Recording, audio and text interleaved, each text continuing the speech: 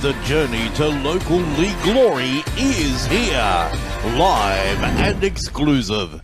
Rugby League Ipswich and West Bremer Radio are proud to present the ACS A-Grade Grand Final for 2021. With our coverage proudly supported by Brothers Leagues Club. Now, live to North Ipswich Reserve for the Grand Final clash between Brothers Ipswich and the Swifts Bluebirds. Mark Bishop, we finally got rid of Bomber from the A team, mate. They've culled it to the two best commentators around. Yes, mate, so I heard, so that'll be good. We better live up to the reputation then, hey? I think there's high expectations, mate. It's Christmas come early for footy fans. We love Grand Final Day. There's a big crowd in attendance here, and we look forward to the game in a few short moments. A couple of doors down, the teams are preparing in the dressing sheds. It'll be Brothers Ipswich versus the Swifts Bluebirds. Brothers were in fourth place after the Premiership regular rounds. Swifts minor premiers. What about their journey so far to get to this day? Mate, yeah, Brothers have probably had the better one, I suppose, in terms of games. They played the first week against North, and what virtually turned into a bit of a training run for them in the end was, I think, by 60. And then that was a big, tough hit out for them last week against the Jets boys, which went into Golden Point, and which was, 13 tries in the game or something like that. So that was a big effort for them. So I think preparation-wise, especially at this level, game-wise, is probably a big plus for those guys. But also in saying that, when you haven't played footy for a while, after one or two games, you get a few little niggles that can make it a bit worse. So then when you turn it around and then look at what the preparation Swifts have had, they've only had the one game, but they've had plenty of training, so they've also had a chance to get over the niggles. And probably after the first, say, 10, 15 minutes, Swifts will get their second wind and roll them into the game. So preparation-wise, I think maybe just a little advantage to Brothers simply because they've had the extra game. But in the end, I don't think it makes really too much difference to both sides. Maybe if it gets down to a situation like last week, Brothers will have the advantage again because they've had that extra game fitness. But I think Swifts can play the long game too, so it'll be interesting. But in the end, I think it's minuscule, the preparation difference, yeah. I want to focus in on the conditions here. Another hot day, another spring afternoon. It's brought out another 30-degree day here at the North Ipswich Reserve. The Swifts semi-final was actually played in overcast conditions, and it was a bit of a grind in the first half. What were your recollections from that day? Yeah, that was a funny one. That ended up, I think I had about 4 jumpers on down on the sideline and got wet. So for a little while, then that went away, and then the breeze come in. And I think the Swifts went really well that day. They held tough in defence. Jets were probably a bit off in their attack, so they didn't really stretch them too much, I think, in attack, which was an advantage to Swifts as well, that they didn't have to work exactly as hard. And then once they got the ball and got the roll on in the second half, Swifts went right through them. And I think that's going to be the secret. One of the big helps for Swifts today is they'll need to hang on to the footy and control it at their pace. But, Turn your attention to Brothers, the heat and the impacts of that over the last week. Would that, especially last week's extra time, is there any weary legs you fear for Brothers in these first few moments? Once again, I think it'll take 10 minutes and you'll be able to tell, and then both teams will get that second wind. And it'll probably, Brothers might be a little bit weary towards the end of the first half, but I think the end of the second half, the advantage to them will be those extra games, whereas Swifts will probably feel really good. Maybe in the last 20, they might start to get a bit weary, and then that's when the head minds, the headspace really has to take over and push through and realise it's your last game, it's the grand final. This is why you started training when, Finchy or when Jason rang you up in November and said you're going to play. So that part, the stronger blokes will get through.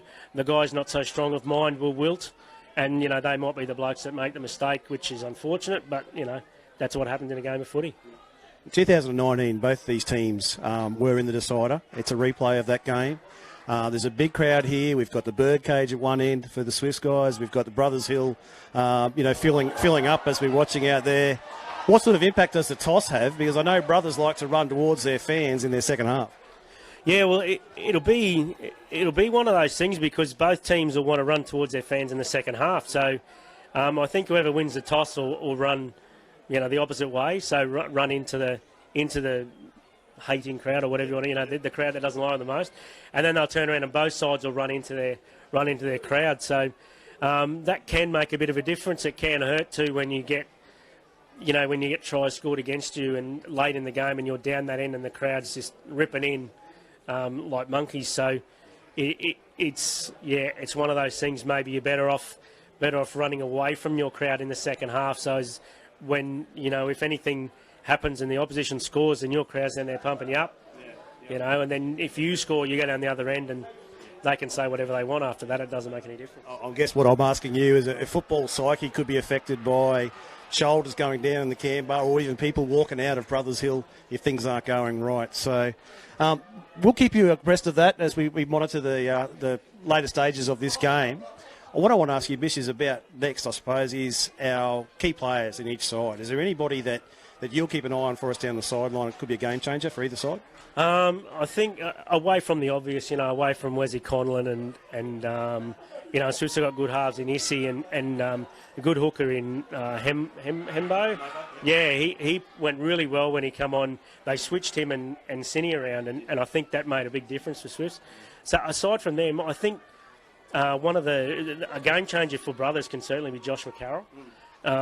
He's clinical with the boot. I don't want to put the mocker on him, but I don't think he's missed a kick in the final series yet. He might be 16 or 17 out of 17. It'll be a shootout with Ratu, won't it? It will be with Ratu as well. And the big thing will be for, Josh just keeps popping up around Wes and popping up around Dem and Ayu and Matty Bell.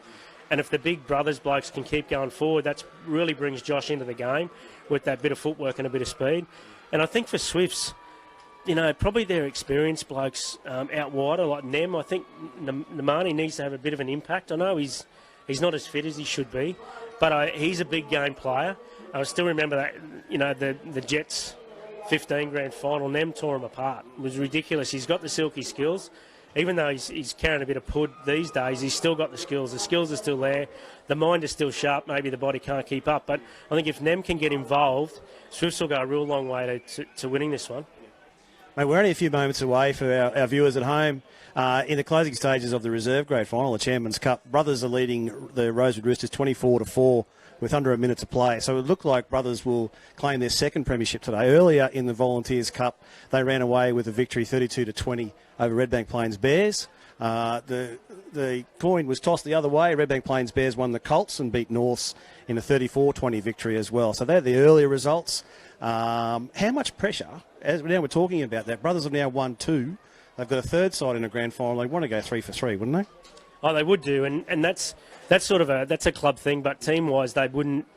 If the other two teams got beaten, it wouldn't put any extra pressure on them as well because that's what you're building for all year.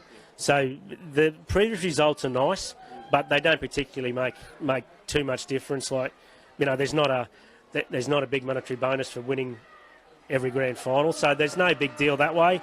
It's only the pressure you put on yourselves where you don't want to be going back to your clubhouse and the only losers are the ones, the top side. Everyone else is celebrating, and all the celebration is usually about the top side, and the other side's one they just join in and get on the tail coat. So I don't think there's extra pressure on Brothers now that they're 2 from 2 with 1 to come. So when you turn the dice on to Swifts, and they're the only team that from their club in the finals after their C-grade got wiped out in a half of football, so there's no extra pressure on them. It's only the pressure they put on themselves to try and, they know what's coming for them when they get back to the club, and they want it to be a good celebration, and everyone's got tomorrow off and have a couple of beers tonight, and so you want to make it a celebration and a real good one, not the celebration of the year, but a celebration of a victory for the year as well. So, yeah. Just turning our attention to the men in the middle, as is commonplace, a high performance unit of the QRL will appoint the A-grade referee for grand finals around the district. And we've got Nick Inthout, who's come down from the Sunshine Coast. He's done a few games in this league this year, so he won't be unfamiliar to the players. Have you seen him in the flesh? I'd have to see his face, but I dare say he would have done a few of interest lines, if not a game. But the referees, it's never the referee's fault when you lose, because I haven't seen a game go 0-0 till 30 seconds ago with no penalties, no drop balls, no missed tackles, and then all of a sudden there's a penalty that's iffy that decides the game. It doesn't happen. So, you can't blame the blokes in the middle there. It's got nothing to do with them. And in the end, you look back at if it's 14-12, it's not the referee's decision that loses you the game. You've let in 2 tries at least.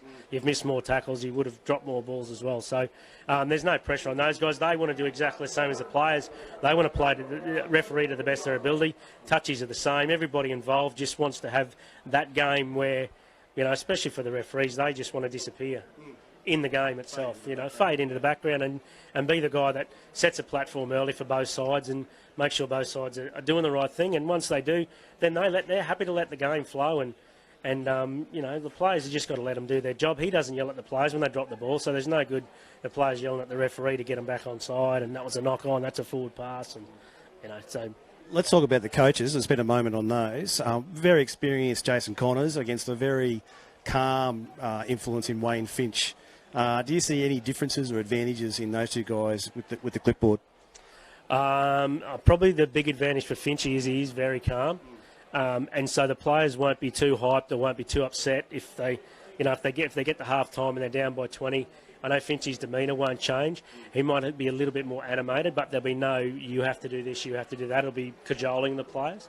Whereas Jace does wear his heart on his sleeve. I know last week in the dressing room was not even animated. He was going off his chops in there.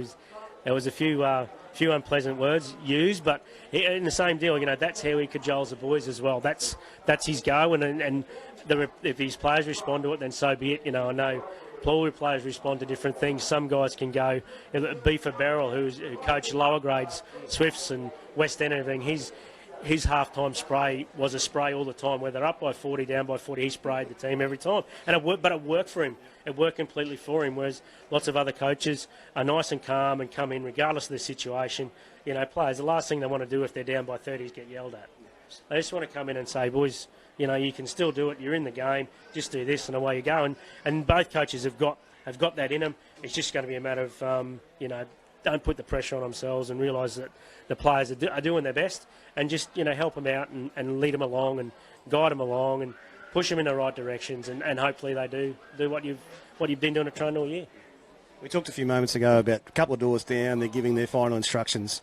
The Brothers players would know that Jason Connors is not returning. This is his last game holding the clipboard. Does that hold special significance for the players? Has it been mentioned, do you think? Is it something they'll focus on? It's probably something that hasn't been mentioned in the group as such when the coaching staff are there. Maybe when the boys go out or have their one last little huddle, they might say, it's Jason's last game, let's push him. But I don't think it's anything that Jason will be focusing on or any of the coaching staff will be focusing on because it's the coach's last game. They'll just be trying to get the win for everyone, regardless of whether, there could be 10, 12 people in their group that aren't going to be there next year and they don't know it yet. So they all want to win for the same reason, because they want to win the grand final. So it's to be exactly the same. You don't know how many of those guys, Namani might retire, Harold Mosby could give it away. They got a couple of older blokes in there, there are a couple of younger blokes in there too who could move on, go other places, step up. So grand finals are there to be won for the day. If you can get a little bit of passion that helps you push yourself on to do it, so be it. But in the end, if that's your only driving light or guiding light, then you're a long way from being emotionally ready for a grand final. So.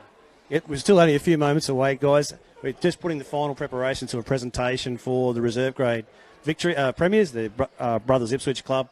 We will take you live to the Welcome to Country ceremony and the national anthem before the A-grade game. Both teams will come out and line up.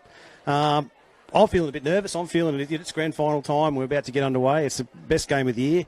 Are the two best teams playing? That's a good question for you. Mate, I think so for the year. The two best teams are. They've. It's probably been a very slow, slow end to the year or something. I don't know, because of COVID. It's made it hard, but I think in the end the two best teams for the year have made it. In patches, Jets have been the team in the comp, have been the best team, and also for about 2 or 3 weeks, Norths were the team to beat for a while. They were going great guns, and I think the break really killed Norths. Injuries have really killed us at the Jets.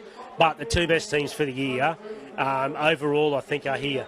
So it should be a cracking game. I'm looking forward to it, actually. It'll be interesting to see how that plays out. Like, I've been asked a couple of times, how do you think it'll go? And I reckon I've had 4 or 5 different scenarios. So I'll have a bit more of a think over the next couple of minutes and see what I think. But I've had a look at both teams, and how they've lined up, and yeah, I'm still humming and hawing about who I think will win. But you go through the stats, you know, this team's better than that team, and then when you look a bit deeper, you go, hold on, they don't do this as good as what they do, and so it's one of those things. But you know, you just hope that everybody plays the best they can on the day, and then the result will go to the best teams. Mate, we've got a few seconds until I can give you a breather. I'm going to say probably Swifts by 12. That would be my bet. They have been the minor premiers for a reason. They've been out-and-out leaders all the way through. After this short break, we're going to come back and we're going to talk through the team lists. We're going to hopefully have Bomber back and join us in the com box. And we'll only be a few short moments away from kick-off in the big one. So join us after the break. Cheers. And pause for the national anthem. And that will be the completion of our ceremonial interludes.